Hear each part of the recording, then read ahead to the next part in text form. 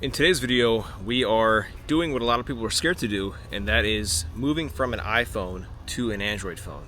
Any wild guesses as to who did it? Me, I did it. These are my experiences. So for some context, my daily driver was an iPhone 15 Pro. This thing was pretty cool. I got it used, 512 gigabytes. Yeah, I had no complaints. I mean, iPhones are iPhones. You know what to expect if you're in that ecosystem. But this thing didn't give me any issues, and it was a workhorse. I wanted to break out of that. I love the fact that Androids just kind of stretch a little further than iPhones. iPhones are very locked down. It's only iOS. Android, you have different flavors of it, and I hate that word flavors, but like, I guess people use it because it makes sense. I was like, you know what? I'm just gonna go ahead and I'm going to try out Android. I do have a Lenovo Legion Tab Gen 3, which you guys have seen in the channel. And I was like, let me just go full on, get an Android phone. And I did. And I picked the OnePlus 13. Now I have some notes for this video, but I'm pretty sure I'm just going to go off the rails like I normally do. I'll try to put things in perspective if I can. But the first thing I want to compare is the cost. Because I got this thing used, I got it for around $800 to $900, which isn't bad for 512 gigabytes for a 15 Pro, and that's when the 16 was already out. This, on the other hand, which is, dude, this color is sick, and this material, it's like soft to the touch. Oh my god. This was $850 at Best Buy. This is also 512 gigabytes, but it's 16 gigs of RAM, which is crazy. And if you want to dedicate more of that open storage space to RAM, you can. I don't recommend it, but you can. I don't know why they do that. Yeah, in terms of pricing, they're pretty similar in pricing, but this was new, this was used. I'm sure now you can find this for even cheaper because the used iPhone market it's there. You gotta look for it, but it's there. Cost-wise, these are pretty similar. Spec-wise, these are also pretty fast phones. This, of course, has more going for it. I don't know which chip this is using, whatever, right? I don't care, to be honest. I don't. Like, you know, if you get a newer iPhone, you get a better chip. But this has the Snapdragon 8 Elite chip, I believe, and that is, I think, the best Snapdragon chip you can get in a Android device. This thing is snappy. Like, I'm also not I don't ask for much. Like, both of these phones give me what I want. This phone just does better at showing off. Like, the second I was setting up this phone, I went back to my iPhone and I noticed that it just feels sluggish, but it's not really that. It's just this is more fluid. This is an AMOLED screen, 120 hertz refresh rate. This is also that, but it's variable. They're both variable, but this one seems to not use it as much. So when you're kind of going through different things and swiping around, it's just so much more fluid. I guess we'll move on to appearance and hand feel. I had a 12 Pro Max. That was my last iPhone before I upgraded to the 15 Pro, and I went lower in size because I like something that fits in my hand. I can use it with one hand comfortably. I didn't regret it. You know, I have a small screen if I want to watch something, but at the same time, if I want something bigger, I have a tablet, whatever. I'm not picky. This doesn't come in a smaller size, and I feel like Android phones in general are just bigger. So, you know, I was a little hesitant for that, but this phone it feels thinner. I think they're relatively about the same depth, but this phone is curved on the edges. It's curved here. Front is curved, which is a con. I'll tell you about that in a second. But it just feels nicer to hold. It feels more premium, especially when you have this textured back. All the different color schemes for the OnePlus 13 have different textures on the back, and this is really cool. And so I have to say that although this isn't the best to use with one hand, the hand feel does feel nice. And you have plenty of shortcuts on here that you can, you know, use with one hand if you want. Pretty cool, and I've definitely gotten used to it, but the thinness of it does make it better to hold in the hands. Now let's talk about the elephant in the room, the part that people are scared of, and that's getting out of this ecosystem. Why don't we start walking? Apple does a great job at locking you into an ecosystem. First of all, props to them for making an ecosystem that just works so fluidly. I was part of the ecosystem. I still kind of am. I had an iPad, an Apple Watch, AirTags, MacBook, iPhone. I just didn't want to use it anymore. I got rid of the iPad because I use my Android tablet. I got rid of the Apple Watch because I don't use it as much. I just need something to tell time, so I got like a rinky-dink Casio. AirPods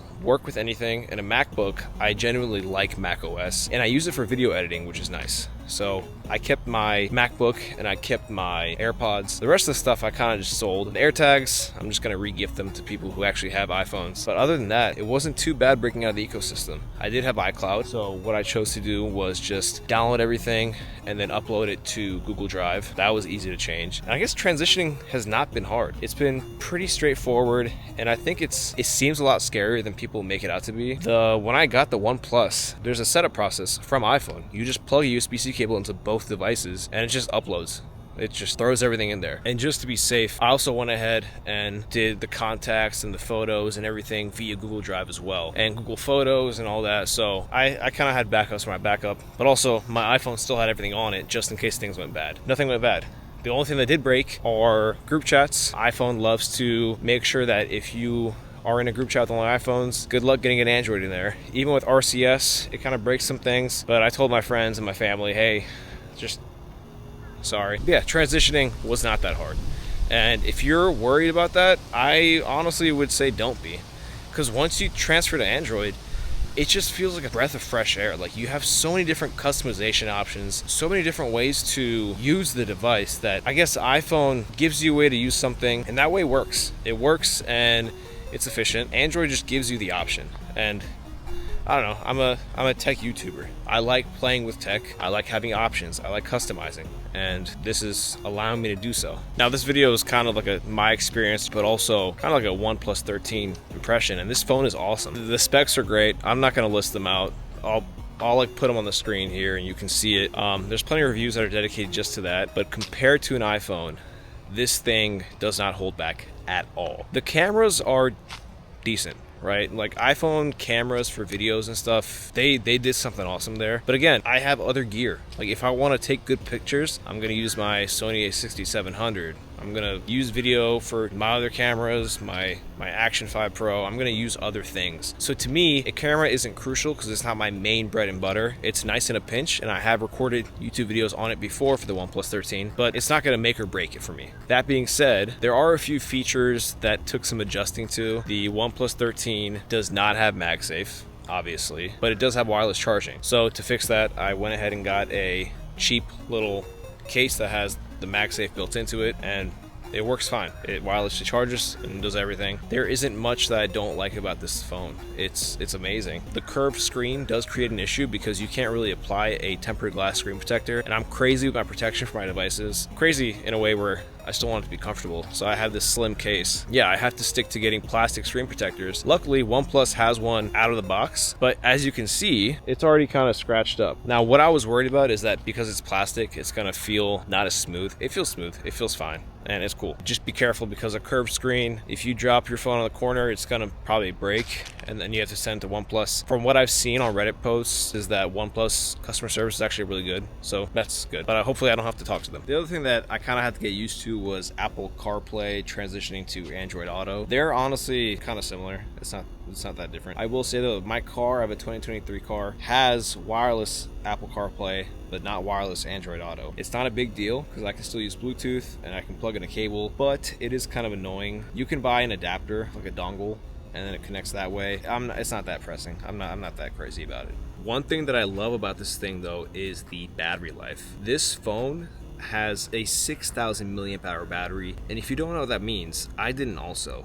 You don't have to know, just know the higher number the better, and this is still a thin device. This isn't a lithium ion battery, which most smartphones and tech use. This is a silicate carbonate battery. I believe I said that right. If I didn't, I don't care. It's essentially a new battery technology that's smaller. People are saying they get 2 days of battery on this. I don't know how you guys are using your phones. I wouldn't dare not charge for 2 days because I gotta be prepared. What if I'm in an area one time without battery and I expected to have battery? I'm not taking chances. But that being said, when I got it out of the box, there's all these services that were on that were eating up battery, so I wasn't getting that crazy battery time. But after a few tweaks and settings turned off, things customized, this thing's a beast. It charges super fast and also just lasts forever. It's 2 o'clock in the afternoon right now. I took this off the charger at 8 a.m. and I have 67% battery. That's pretty good. And I don't plan on charging it unless I plug it in for Android Auto in my car. And in that case, it is going to charge, but I'm really using it for Android Auto. So I can get away with not charging it overnight, just in my commutes or when I have a second or two. And it's awesome. This thing also has reverse charging, so you can like put a phone on the back of it and wireless charge. It makes your phone a wireless charger, which is dope. One thing I do like about the OnePlus is you have face unlock, but also you have a thumbprint. I'm sorry for the reflection. It's not gonna get any better. Look how quick this is. And it's open. You could also scan your face and then it opens pretty quickly as well. iPhone, it's pretty fast too, but you only have one option. So I do like having both options. In terms of speediness, I mean, you can change the different animations for everything. Here's a comparison for the actual size. And if we stack it up, it's a little wider as well. But I guess anything really, you kind of just get used to it the more you use it. I will say, sometimes my pinky gets a little uncomfortable hooking on the bottom here, whereas this one I can just grab it from here and use most things. But again, it has the same gestures that iPhone has, so you can swipe down from here, reach anything at the top, or has a feature where you can kind of swipe up the corner here and then pick whatever app you want. So if you want to go from here to Blue Sky, you can open Blue Sky. I do like that feature. It is very nice to have. I guess we'll get to the cameras. 3 cameras on both with a flash. We'll do a quick camera test and we'll go selfie mode and normal view on both using the default camera app. I think this is 50 megapixels. I'll have to check to see what the iPhone is. But let's take a picture of this tree right here.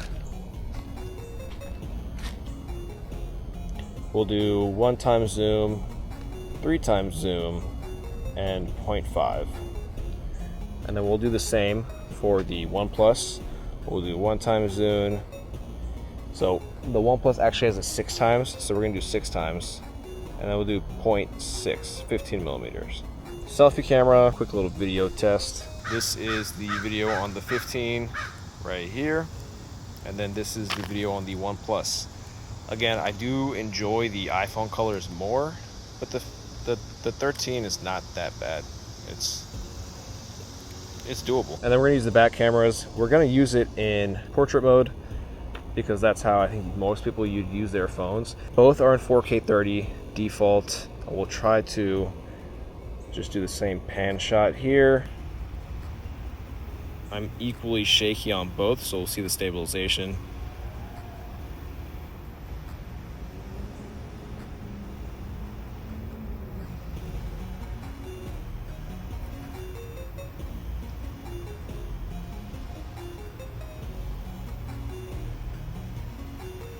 And of course, you have your different settings here, so you can go ahead and customize. You know, you want 4K 30, 4K 60. The OnePlus 13 has a 8K option, 8K 30, which is absolutely crazy. I wouldn't use it. You have your depth of field where you can actually set your aperture manually, which is really nice. And you have other options here too. So if we swipe to more, we have long exposure mode, slow-mo, high res, pan, tilt shift. There's a bunch of different things. Dual view, so you can actually record what you're recording in front of you, but also yourself, which is kind of cool if you're vlogging and you want to show things. You can move this around and you can choose the orientation if you want it to be a small circle, if you want it to be split. So pretty cool stuff. I actually don't know. This is probably locked at 1080. I think it is. It looks like 1080. But overall, I do really like the OnePlus 13.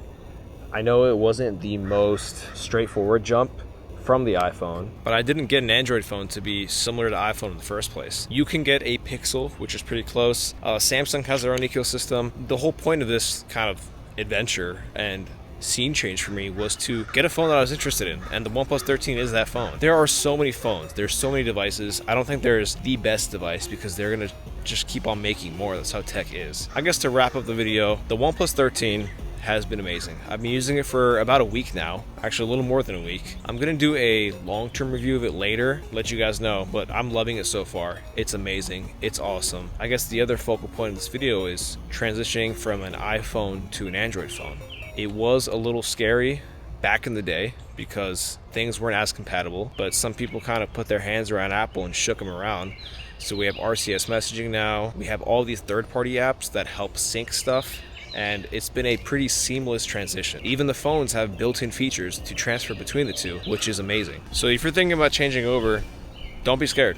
Do it. I'll hold your hand. Just kidding. Don't touch me. I would recommend doing it. There's too much tech to be landlocked to something that you're bored with. And iPhone can get away with charging stupid prices for storage and all this stuff because they're the only ones making stuff. So go ahead and try it out, see how you like it. You can always go back, you're not forced to do anything. But that's my experience. OnePlus 13, dope. Android, dope. Will I go back? If I wanna.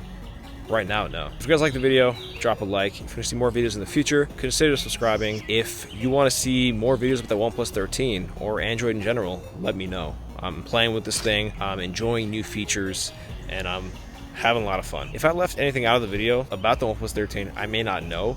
Put it in the comments. There's so much about this phone. I'm not gonna remember everything because I didn't write it down. I just want to make this quick video, get it out there, that it's a good phone. It's a great phone. See you guys in the next one. Bye.